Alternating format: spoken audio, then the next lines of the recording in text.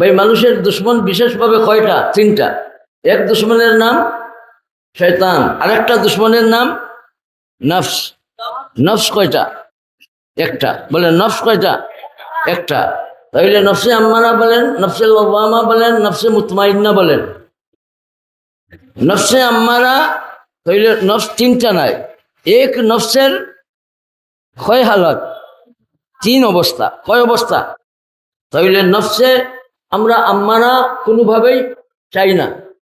তার খাম কিতাব গুনার দিকে নেয়, নাফরমানির দিকে নেয়, সন্ত্রাসের দিকে নেয়, জুলুমের দিকে নেয়, নিমক হারামির দিকে নেয়। নাফরমানি, সুদ, ঘুষ, যত রকমের অন্যায় আচরণ আছে, মুনকারাত আছে, ফাঁসা আছে, এগুলির দিকে ধাবিত করে নফসে আম্মারা নির্দেশ দিতে তাকে খর মজাও দেখায়। নফসে আম্মারায় মজাও দেখায়, খরার জন্য নির্দেশও দেয়। ভাই এই নফস যখন আম্মারা বনি যায়, এই মানুষ কুমানুষ বনে।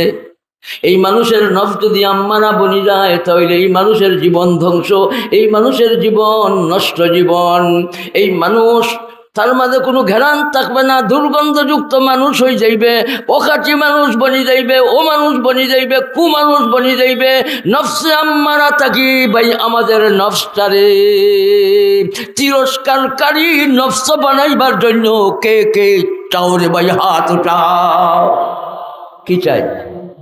নফসে লাওয়ামা বলেন। কি চাই? লাওয়ামা। লাওয়ামা মানে তিরস্কারকারী নফস। বলেন, আবারও বলেন, নফস কয়টা? না না, নফস কয়টা? একটা। আর এক নফসের এক হালতের নাম আম্মারা। ইন্নান নাফসালা আম্মারাতুম বিসু।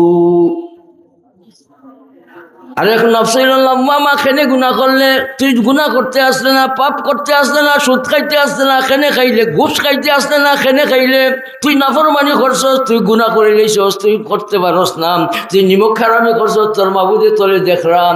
ভাই গুণা করার বাদে যখন নাকি তিরস্কার করতে থাকে তার গুণার উপরে, সে তারে নিজে এই মানুষটার নফস বনে। বলেন কি?